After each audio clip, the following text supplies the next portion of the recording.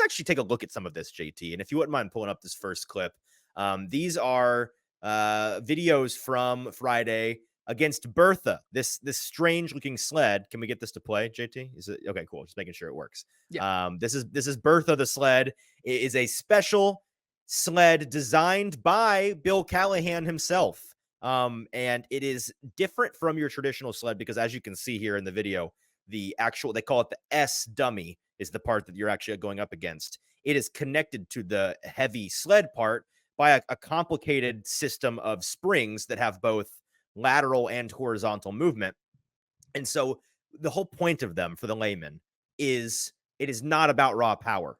Unlike a traditional sled where it's just leverage is important, sure, but it's just about how strong you are and how much push you can get.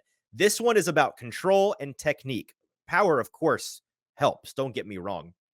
And half of this video is mine. Half is Jim Wyatt, to give proper credit. And Jimmy's video, it's kind of annoying because Jimmy's video went super viral. If you saw this video, you probably saw Jimmy's version on Twitter and not mine. And what's frustrating is because in mine right here, you can see there's Jimmy in the background in the blue shirt.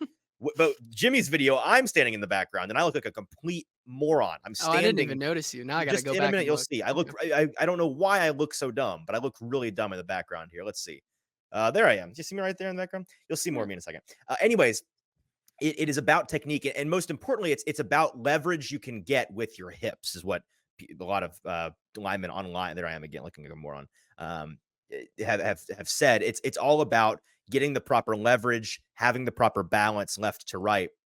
It better mimics a defensive lineman being the low man winning. Again, looking like a moron. You look like you were in awe of what he just I did, was. I to was be just standing honest. there kind of flabbergasted a little bit. That being said, you can see in this rep that JC Latham, it takes him a second to figure it out. Doesn't work quite at first, and he loses control of the spring portion. And then he finally gets, because he is, again, probably the most powerful player in last year's draft. He gets up under there. He gets that thing moving, and the wet grass kind of, the sled gets stuck in there. It's a 380-pound sled called the Climber, I believe is the name of it. You can, by the way, if you want to start a GoFundMe, I know our buddy Nick Suss put this out there. GoFundMe for, if you want to buy one for Titans Media to embarrass themselves trying to go up against. I think they're like $1,400 or something. I So think it's like 2,500, okay, a which, lot of dollars. yeah, So we can it's a work pretty on that. penny. Anyways, that's an impressive piece of machine. They got a lot of machinery out there, by the way, that's new, which I was immediately evident. I don't know why they decided new coaching staff, new digs, I guess. But this is what JC Latham went up against a lot. And I want to play this clip from Brian Callahan talking about the sled that, again, he said, I don't know if y'all know this, and you may not believe me. My father invented this thing. Here's what he had to say regarding Big Bertha. It's designed in a way to more accurately mimic what it feels like to have to clamp and brace on, like what a normal defender would feel like. Some of the old school sleds, they don't really give you that same balance issue, and they're really hard to move. I mean, those I can't tell you how hard those things are to move, and to move straight, because they tip and they're off balance. They're meant to really stress guys' ability to strengthen their core, keeping their hands tight, and be able to drive a sled vertically as opposed to getting all off kilter. It's a balance thing. So there's a lot of indoctrination that goes into those sleds. Our guys, even now, it's taken them a couple weeks to feel good about moving them the way they're supposed to move. So it's fun to watch. I like watching those guys do it, but they improve pretty quickly. It happens fast. Yeah. And then we asked JC, what was it like going up against this new sled? Have you gone up against a sled like this before? And here was his answer.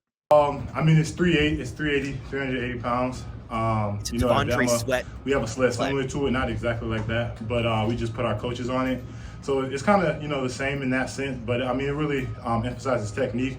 On my first rep where he wanted us to move it, I shot out my hips and kind of got it straight up. And if you get it straight up, you're not going to move it as a D lineman. It'll be a stalemate.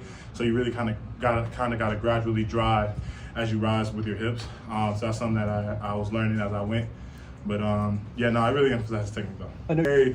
One more clip here from JC before we talk about this. We asked him about what it's like out there on the field with Brian Callahan. We know that he spent a lot of time pre-draft and now post-draft talking with him in the classroom, in the film room, learning from the guys, soaking up as much knowledge as possible. What's it like being out there on the field working with this guy and having him in your ear? And here's what he had to say.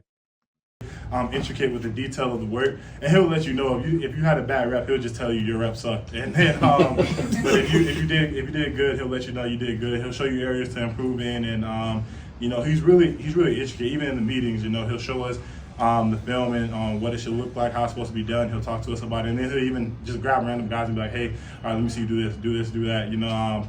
He grabbed me earlier when we were in the meeting, and we were going over our stance, and I was in my stance for like 2 minutes. So he was trying to show us and show me like how to keep the knee bend and the weight distribution and all that. But yeah, he's a great coach. I totally missed the question. My bad. So that's JC Latham on his new coach, Bill Callahan. And then, gosh, I'm gonna mess that up 7,000 times, and people are gonna correct me every time. And part of my soul is gonna die every time they do. What? Any thoughts on that, JT? Before the last bit on Bill that I want to play is this video that I took, kind of demonstrating what it was like for an hour, how hands-on he is with any of his players. But any thoughts there? Yeah, I mean, I think it's perfect to show the video because, like you said, it's a totally different look for who this offensive line coach and staff is. Being so hands-on is something that we haven't seen even going back to Keith Carter. Like, it was not like this. Like, it wasn't this helpful. The depth of knowledge. It's the depth of Exactly. knowledge. It's the fine tuning of the technique, and you're going to see some of that here. Hopefully, some of that here. I've turned up the volume here to be able to hopefully hear what Bill Callahan has to say. Here's a minute of him working with JC Latham and who else was here. Let me double check here to give proper credit. Xavier Godlin, I believe, a center who was one of their UDFAs. Yeah, that's who it was, Godlin. So Godlin and Latham on a sled. I don't know the name of this sled, but I believe they're working on finish here, and they're on their knees, and it's about firing with your hips, is my understanding. And here is Bill coaching them up on it. Bill, you feel it? Okay, let's lock up. Okay, let's press that forehead to the pad. Then press that forehead to the pad. Let's get that hand blocked. Put your press a little bit more, Jason. Press right up. Press your forehead. Put your hand right in there. We're ready on the ball. We're ready. Go! There you go. Good. All right. Again. Do it again. 2 shots. 3, 2. Make sure we're pulling it. Hey, fellas. Don't be hesitant about bringing those uppers back. Bring them back. Okay. This is all thrust. Okay. It's going forward. Okay. It's going to go back and then it's going forward. It's like a piston. Got me?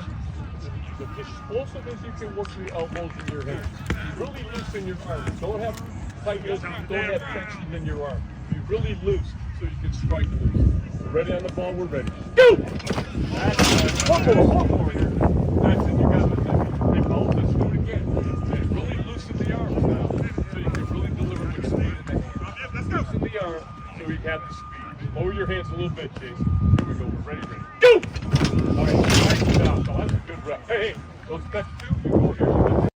That's what it was all day long. Never has offensive line drills in t-shirts and shorts, not even wearing pads, no contact in May. Never has this been so heavily scrutinized as it was on Friday. But man, it was an exciting first day out there watching. I don't think anybody watched any of the other players.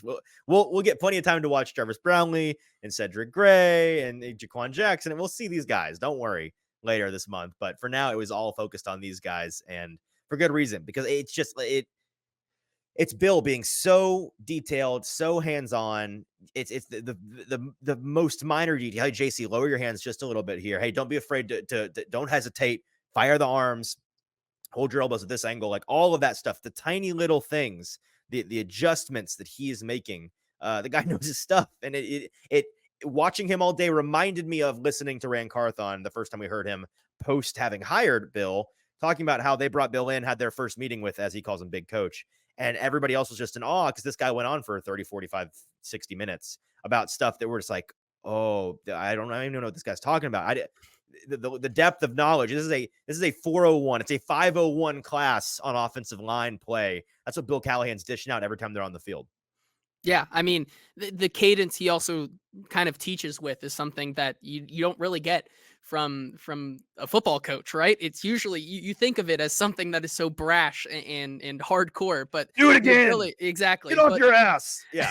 the ability to kind of do that, I think is going to go it's going to go miles for a lot of these players, including JC Latham and these rookies, and also guys like MPF and Dylan Radins and a couple other of these guys who I don't think have ever seen that style of coaching before. And seeing something like that, where William points out in the comments, do you think the Titans got enough protection in the draft to protect Levis?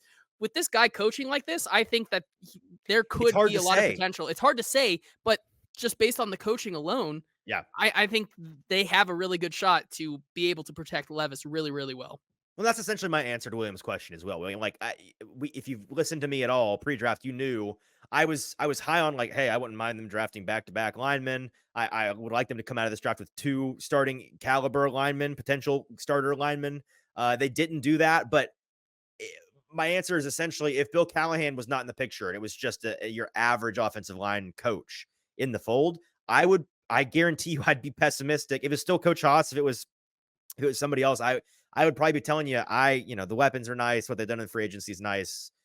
I still don't know about this offensive line. My answer now is I still don't know, but I have confidence in the ability of Bill Callahan to get these guys coached up to where I'm not confident it's doom and gloom. I really am not. I think they may have gotten enough, the minimum requirement of talent infused with the maximum ability from Bill Callahan to get these incumbent and new players coached up, that I'm at least intrigued to see what the full unit in pads in August looks like. Because last year, the state of the line was pretty obvious early. We remember, you go back to those practices where you had the edge players coming off the field and they're like, oh, yeah, 12 sacks today. You're like, Arden Key with Arden Key bragging sacks. And we're like, Arden Key's the best player ever. No, actually, Arden Key is a pretty good edge rusher. And it was the canary in the coal mine of, this line sucks. They're bad. I'm curious to see. I don't think that's going to be happening again this year.